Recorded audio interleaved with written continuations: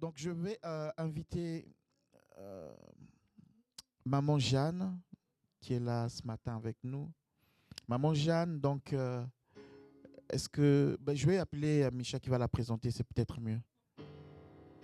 Hein? Je vais la présenter.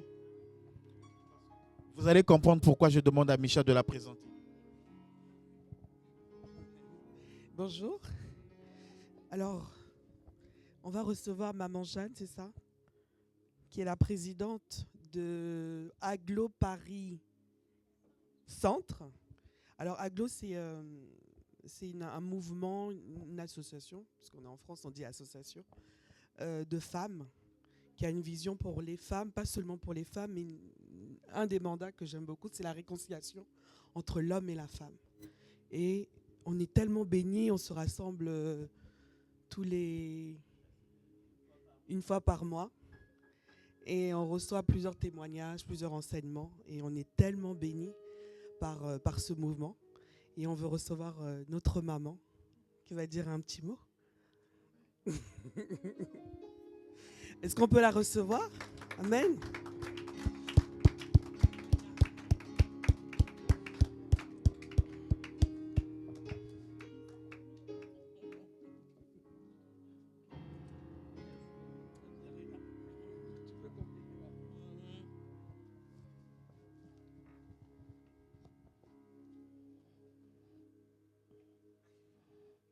Allô, bonjour à tous. Merci beaucoup. Je suis vraiment honorée d'être ici ce matin. Je suis honorée parce que c'est la maison de Dieu d'abord. Je suis honorée parce que je viens rencontrer Pasteur Sorget et son épouse.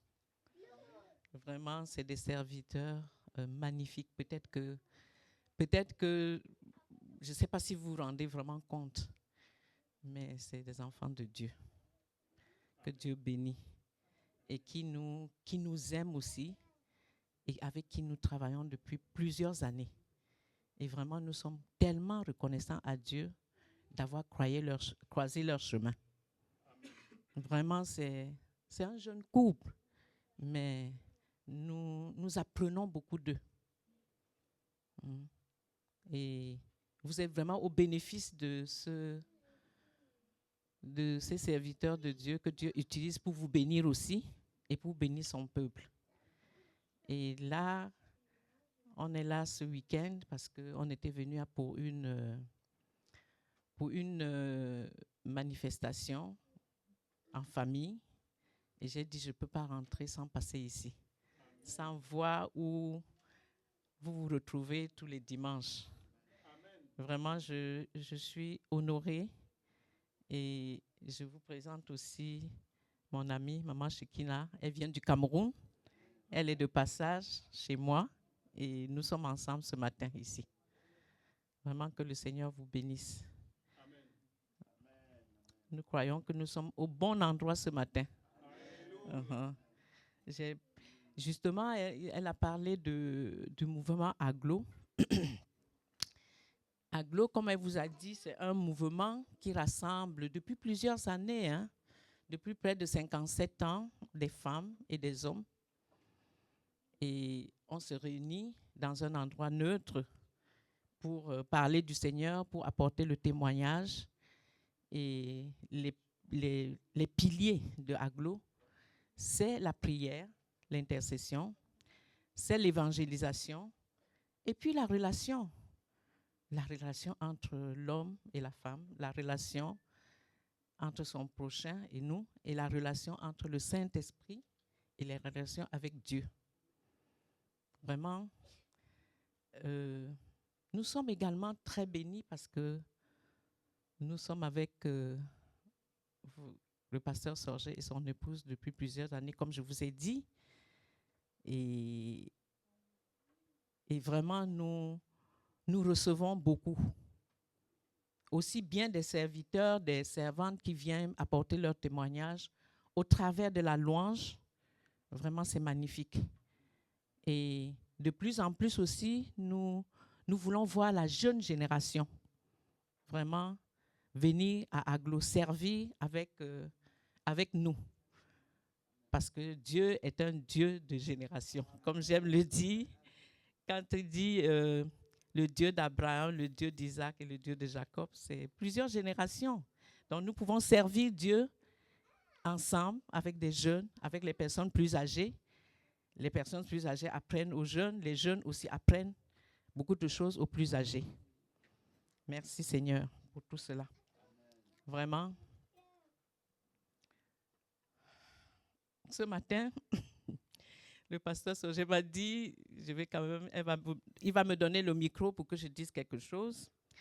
Et je lui ai dit, mais pasteur, je suis pas pasteur, mais je peux quand même exhorter parce que je suis enfant de Dieu. Il est donné à tout le monde de pouvoir partager la parole de Dieu. Merci Seigneur. Dans ce matin, ce que j'ai eu à cœur de vous partager, c'est comment construire un état d'esprit spirituel.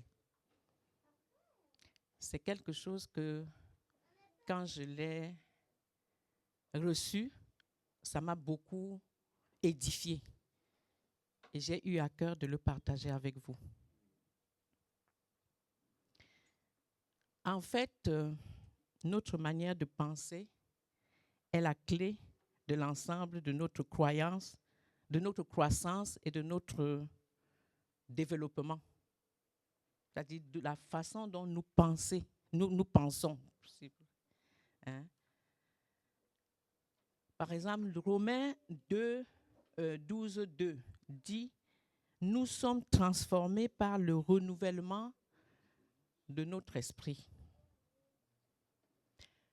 Pourquoi? Parce que vous pouvez être touché par Dieu, mais pas changé. Vous pouvez être touché par Dieu, mais si votre pensée ne change pas, vous resterez par défaut ce que vous étiez avant. Donc, le renouvellement de notre esprit est donc la clé de notre transformation. Parce que quand nous recevons Jésus-Christ dans nos vies, nos pensées également doivent être transformées. Tant qu'il n'y a pas de transformation, nous restons comme nous étions avant de le recevoir. Donc, notre relation avec Dieu contient deux aspects en fait.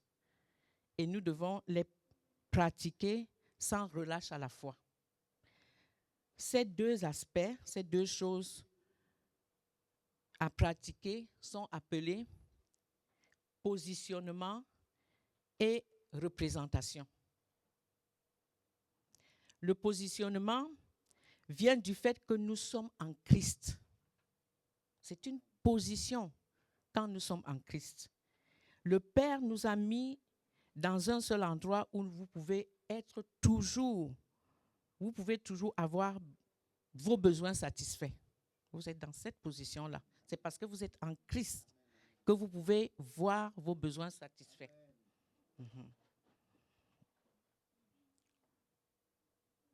Donc, il vous a mis en Christ. Il vous a mis aussi dans un endroit où vous pouvez obtenir l'exaucement de vos prières. Parce que nous sommes en Christ, parce que nous prions, parce que nous nous attendons à Dieu, nous pouvons voir l'exaucement de nos prières.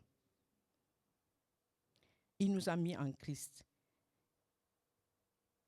Il nous a mis dans un endroit il vous a mis dans un endroit où vous avez la garantie aussi d'avoir sa faveur. Dans cette position, nous pouvons avoir la faveur de Dieu parce qu'il nous a mis en Christ.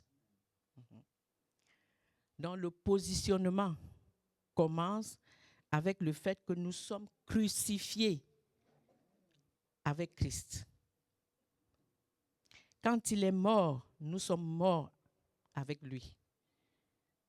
Afin que nous puissions nous considérer comme morts, nous sommes d'accord avec cette perspective de Dieu, que nous sommes morts avec Christ. Il nous a ressuscités avec lui. Pour moi, personnellement, c'est une chose vraiment merveilleuse de savoir qu'il n'y a pas plus de lutte lorsqu'on est en Christ. Parce que les morts ne luttent pas. On se soumet tout simplement. Je n'ai plus à gérer l'ancienne nature. Hein. Je peux tout simplement me concentrer sur le nouveau. Alors, je suis toujours engagée sur qui je suis en Jésus. Voilà ce que signifie le positionnement. Colossiens 2:10 dit « Je suis pleinement en lui ». 2 Corinthiens 5:17 dit « Je suis une nouvelle création ». Nous aimons à répéter ce passage-là. Je suis une nouvelle création. Je suis une nouvelle créature de Dieu. Les choses anciennes sont passées, toutes choses sont devenues nouvelles. Mais est-ce que nous le vivons souvent? Donc, vous deviez célébrer cette position chaque jour, de nous dire que nous sommes en Christ. Dans n'importe quelle situation, nous devons nous rappeler notre position. C'est le départ. Jésus a donc réalisé pleinement tous les desseins de Dieu. Il nous a débarrassés de la vieille nature et nous a fait naître de nouveau avec la nouvelle nature qui est en lui-même. Votre nature est en Jésus, le Christ en vous. Donc, la deuxième chose dans laquelle nous sommes engagés rend Jésus visible. Si nous avons cette position, nous sommes convenus de cette position, mais maintenant, il faut que ça se voie. Il faut que ceux qui vous regardent voient Jésus en vous. Et donc, cette deuxième chose, elle s'appelle la représentation.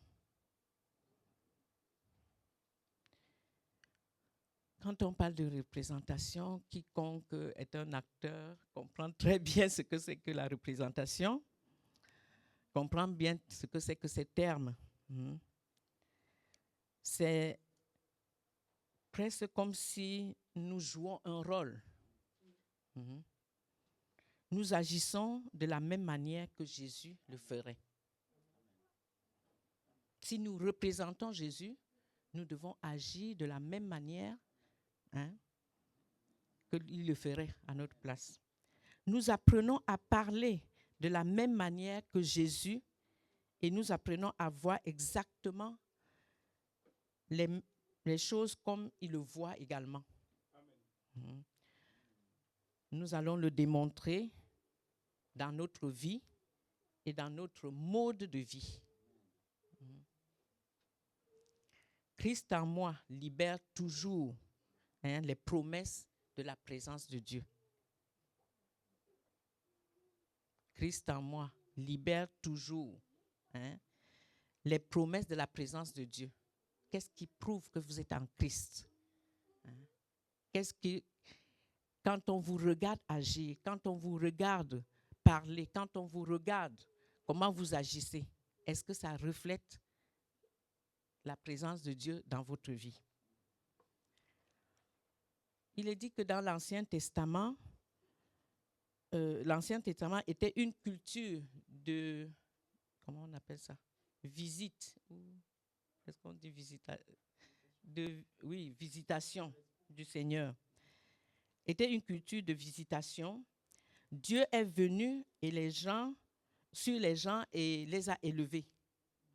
Parce qu'il venait vivre avec les gens. Mais le Nouveau Testament est une culture habitationnelle. C'est-à-dire que Dieu vient habiter en nous. Comme j'ai vu écrit ici tout à l'heure, il est notre demeure. Le nouveau, oui. Parce que pour la première fois dans l'histoire de l'humanité, Dieu habite réellement à l'intérieur de nous. Il vit en nous.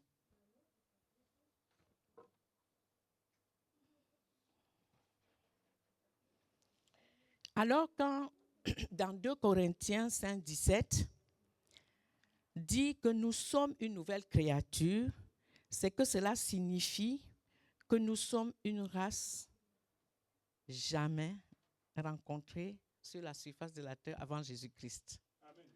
Jésus a apporté un changement total parce qu'il habite à nous. Tout le monde avant Jésus avait une relation de visite, comme on a dit. Mais après lui, ceux qui le connaissent, bien sûr, ceux qui lui ont donné leur vie, ils sont différents. Nous devons être convaincus de cela. Nous devons marcher la tête haute parce que Jésus vit en nous. Parce que nous sommes conscients de son amour. Nous sommes conscients de ce qu'il peut faire en nous, de ce qu'il peut nous permettre de supporter dans cette vie. Oui. Donc, comme je disais, dans le Nouveau Testament, il a fait sa maison à l'intérieur de nous. Et cela fait de nous une nouvelle création.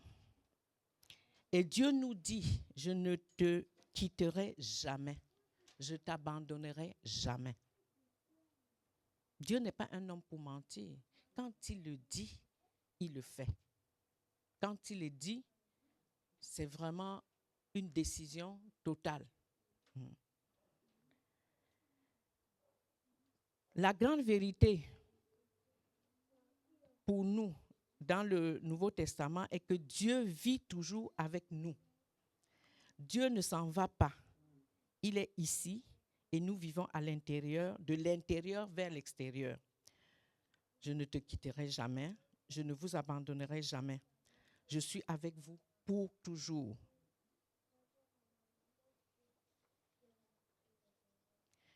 Alors la bonne question aussi, c'est de se demander que comment pouvez-vous continuer à chercher Dieu quand il ne vous quitte jamais? Il habite en nous. Ça ne veut pas dire qu'il faut se dire il habite en nous. Je peux m'endormir, je ne peux rien faire, je ne vais pas le chercher, je ne veux pas chercher continuellement sa présence. Mais c'est que dans certaines situations, vous êtes conscient que Dieu habite en vous et dans cette situation-là, comment vous devez agir? Nous avons parlé non seulement du positionnement, mais de la représentation. Et la représentation dans des situations difficiles, c'est que vous devez d'abord vous poser la question, comment Jésus aurait agi dans cette situation? C'est-à-dire, il ne faut pas se précipiter lorsqu'on se trouve dans une position de difficulté. Parce que ce n'est pas parce qu'on est chrétien qu'on ne peut pas rencontrer des difficultés. Il ne nous a jamais dit ça. Il nous a toujours dit que quel que soit ce que nous rencontrons, il est avec nous. Il combat avec nous. Il nous fortifie, il nous garde.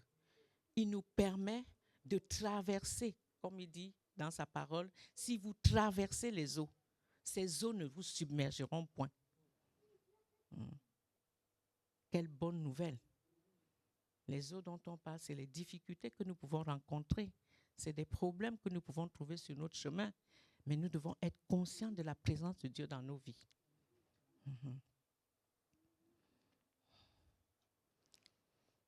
Oui, comme je disais, c'est la raison pour laquelle chaque situation, nous devons, dit la parole de Dieu, nous réjouir d'abord. Et que dans chaque situation, notre préoccupation majeure est celle-ci. Nous cherchons la présence de Dieu. Parce qu'il dit qu'il sera toujours avec nous. S'il l'a dit, c'est que c'est vrai.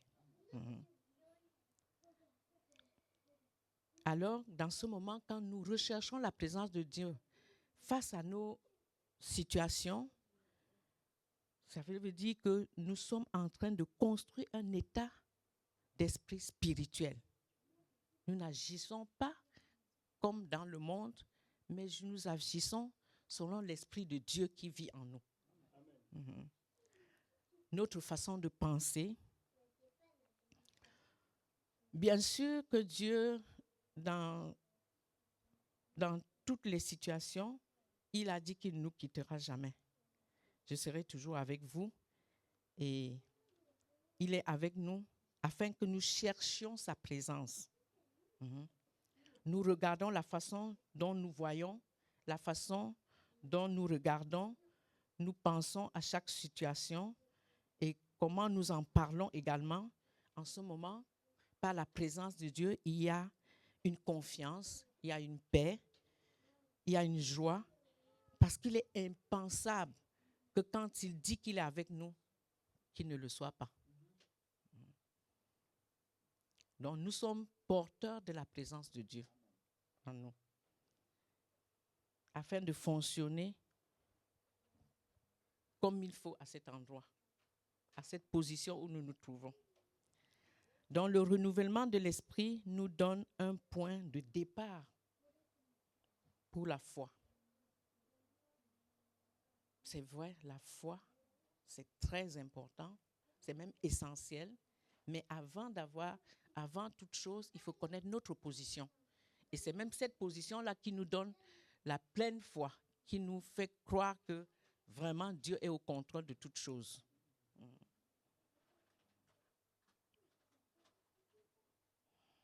Donc, c'est vraiment se répéter, je suis la demeure de Dieu.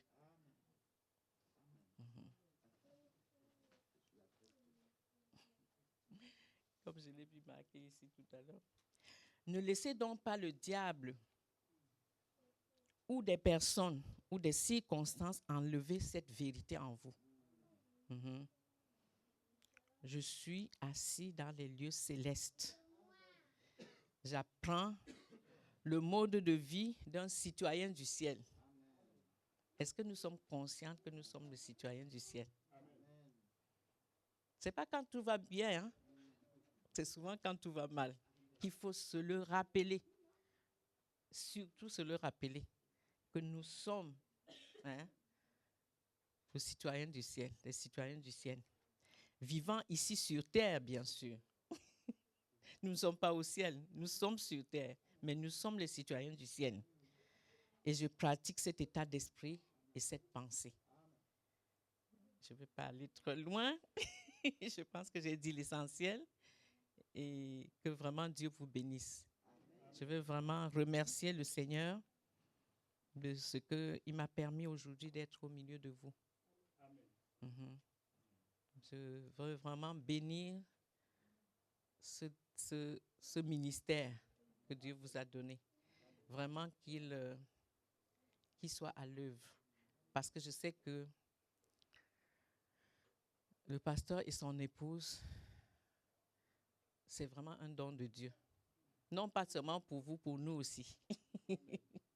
Merci Seigneur pour ce temps merveilleux que nous sommes en train de passer au milieu de vous. Merci pour toutes choses.